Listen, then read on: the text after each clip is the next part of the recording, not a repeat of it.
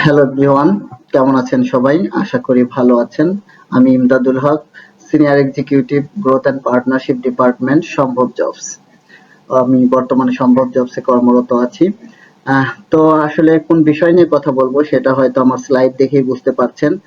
আমি মূলত আজকে কথা বলবো কমিউনিকেশন স্কিলস নিয়ে। Mastering communication skills, the key to personal and professional success. Professional এবং পার্সোনাল লাইফে সাকসেসের জন্য কমিউনিকেশন স্কিলস খুবই গুরুত্বপূর্ণ। এ বিষয়ে আমি আমার যতটুকু ধারণা জ্ঞান অর্জিত হয়েছে সেটা শেয়ার করার চেষ্টা করব। আশা করি আপনাদের খুবই কাজে লাগবে।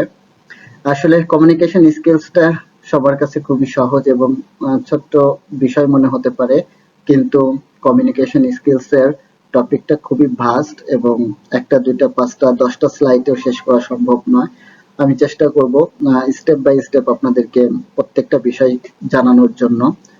তো আমি আমার পরবর্তী স্লাইডে চলে যাচ্ছি। পরবর্তী স্লাইডে প্রথমে দেখতে পাচ্ছেন ইন্ট্রোডাকশন টু কমিউনিকেশন স্কিলস, অর্থাৎ কমিউনিকেশন স্কিলস এর পরিচিতি। তো আমরা কমিউনিকেশন হচ্ছে একজনের সাথে আরেকজনের যে তথ্যের আদান প্রদান এবং ভাবের আদান প্রদান, সেটাই হচ্ছে কমিউনিকেশন। অর্থাৎ আমরা লেখালেখি করে, মুখে কথা বলে অথবা ইশারা ইঙ্গিতে কমিউনিকেট করে থাকি। তো এটাই হচ্ছে communication process. What is communication? Communication কি?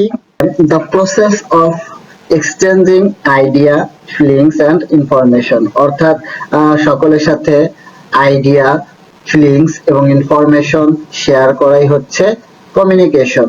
তবে সেটা কি হতে হবে? ইফেক্টিভলি হতে হবে, অর্থাৎ কার্যকরভাবে হতে হবে, তখনই সেটা যোগাযোগ হবে। পরবর্তীতে বলা হচ্ছে কমিউনিকেশনটা আসলে কি ম্যাটার করবে, কি এর গুরুত্বটা কি থাকতে পারে। তো ক্রুশিয়াল, এখানে দেখেন বলা হচ্ছে crucial for personal relationship and professional success. এটা গুরুত্বপূর্ণ এই জন্যই যে পার্সোনাল রিলেশনশিপ বিল্ড করার জন্য, সেটা ধরে রাখার জন্য, এছাড়াও প্রফেশনাল সাকসেসের জন্য কমিউনিকেশন স্কিলসটা খুবই গুরুত্বপূর্ণ। আমরা, আপনারা যারা কর্পোরেট সেক্টরে বা বিভিন্ন সেক্টরে জব করে থাকি, তারা আসলে জানি কমিউনিকেশন ভালো করতে পারলে লাইফে অনেক ভালো কিছু করা যায়, প্রফেশনালি অনেক কিছু অর্জন করা যায়, আদারওয়াইজ অনেক কিছু হারাতে হয়। এই জন্যই পার্সোনাল লাইফ এবং প্রফেশনাল লাইফ উভয় লাইফেই কমিউনিকেশন স্কিলসটা মোস্ট ইম্পর্টেন্ট। পরবর্তী আলোচনায় দেখি যে টাইপ অফ কমিউনিকেশন, অর্থাৎ আমরা কত ধরনের কমিউনিকেশন করে থাকি। সাধারণত যে কাউকে জিজ্ঞাসা করলেই পাবো, আমরা কথা বলে মৌখিকভাবে একটা কমিউনিকেশন করে থাকি, আবার লেখালেখির মাধ্যমেও কমিউনিকেশন করে থাকি। তো এছাড়াও আরো কিছু কমিউনিকেশন ওয়ে আছে, যেমন রিটেন কমিউনিকেশন এবং ভিজুয়াল কমিউনিকেশন। আমরা বিভিন্ন ভাবেই মানুষের সাথে কমিউনিকেট করে থাকি, তবে আমাদের কমিউনিকেশনের ধরনটা এক এক জায়গায় এক এক রকমের হয়। ছোটদের সাথে একরকম, ফ্রেন্ডদের সাথে অন্যরকম, বড়দের সাথে আরেক রকম। আবার আরো ভিন্নতা ঘটে যখন আমরা প্রফেশনাল লাইফে কারোর সাথে যোগাযোগ করে থাকি, সেখানেও আমাদের কমিউনিকেশনের ধরনটা পুরোটাই চেঞ্জ হয়ে যায়। বাই দ্য ওয়ে, আমি টপিকে ফিরে যাচ্ছি, ভার্বাল কমিউনিকেশন। তো আসলে ভার্বাল কমিউনিকেশনটা কি? ভার্বাল কমিউনিকেশন হচ্ছে আমরা যখন একে অপরের সাথে মৌখিকভাবে ওভার দ্য ফোনে, ফেস টু ফেস, মুখোমুখি কথা বলি, ভয়েস কলে কথা বলি, সেটাই হচ্ছে ভার্বাল কমিউনিকেশন। সেকেন্ডলি হচ্ছে নন ভার্বাল কমিউনিকেশন। তো নন ভার্বাল কমিউনিকেশনটা কি? নন ভার্বাল কমিউনিকেশন হচ্ছে যখন আমরা ভার্বালি বলি না, অর্থাৎ মুখে বলি না, কিভাবে বলি? আমাদের বডি ল্যাঙ্গুয়েজ দ্বারা, গেস্টার এবং ফেসিয়াল এক্সপ্রেশন। অর্থাৎ বাংলায় যদি বলি, আমরা যখন একে অপরের সাথে ইশারা আঙ্গিকে কথা বলি, অর্থাৎ আমরা যখন কাউকে এভাবে ডাকি, অথবা মাথা নেড়ে না করি, অথবা সম্মতি জানাই, অথবা চোখ দিয়ে ইশারা করে থাকি, আমাদের বডি ল্যাঙ্গুয়েজ অনেক কিছুই বোঝায়। এই গুলোই হচ্ছে নন ভার্বাল কমিউনিকেশন, যেটা মৌখিকও নয়, লিখিতও নয়, বাট ইশারায় হয়। থার্ড যে অপশনটা রয়েছে সেটা হচ্ছে রিটেন কমিউনিকেশন। রিটেন কমিউনিকেশন বলতে কলমে লেখালেখি করে যে কমিউনিকেশনটা হয়, লাইক দ্যাট চিঠিপত্র আদান প্রদান, কিন্তু বর্তমান প্রেক্ষাপটে এবং বর্তমান যুগে এটা অনেক চেঞ্জ আসছে। কিভাবে চেঞ্জ আসলো? বর্তমানে রিটেন কমিউনিকেশনটা হয় ইমেইলের মাধ্যমে, রিপোর্টিং এর মাধ্যমে, টেক্সটের মাধ্যমে এবং সোশ্যাল মিডিয়া পোস্ট।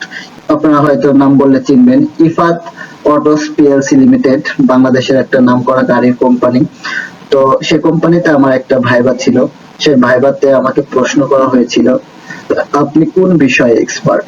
তখন আমি বলেছিলাম কমিউনিকেশন স্কিলে, এবং আমার সিভিতে এটাই বলা আছে। তো কমিউনিকেশন স্কিল আপনি কিভাবে দক্ষ? তখন আমি বললাম আমি আমার ক্লায়েন্টদের সাথে বিভিন্ন ভাবে কমিউনিকেট করে থাকি, ডিল কন্টাক্ট করে থাকি, আমি তাদের সাথে এগ্রিমেন্ট এবং প্রপোজাল পাঠিয়ে থাকি, মেইলিং কমিউনিকেশন করি। তো তখন তারা এনশিওর হলো যে না, আমার কমিউনিকেশন স্কিলসটা কিছুটা হলেও ভালো।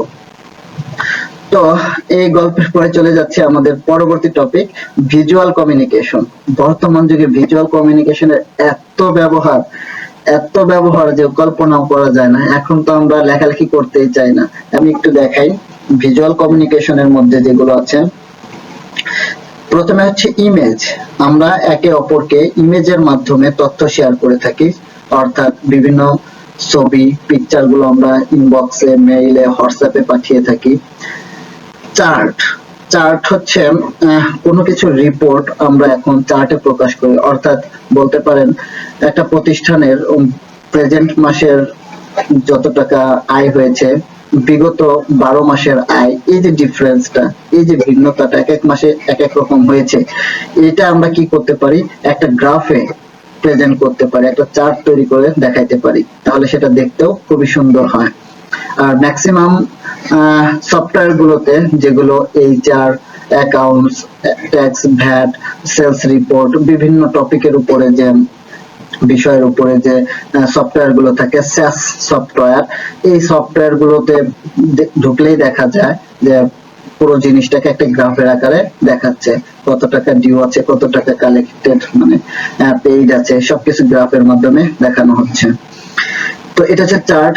ভিডিওস তো আমরা জানি, আমরা ভিডিও, যেমন আমি এখন যে ভিডিওটা তৈরি করছি, এই ভিডিওটা হয়তো আমি পোস্ট করব, তখন দেখতে পাবেন যে এটাই হচ্ছে ভিডিও কমিউনিকেশন। ভিডিওর মাধ্যমে আমরা কমিউনিকেট করছি। অনেক সময় অনেক কিছু আমরা ভিডিও করে পাঠাই, যেমন গতকাল আমার পরিচিত একটা ক্লায়েন্ট, সে আমাদের প্যানেল থেকে পেমেন্ট করবে।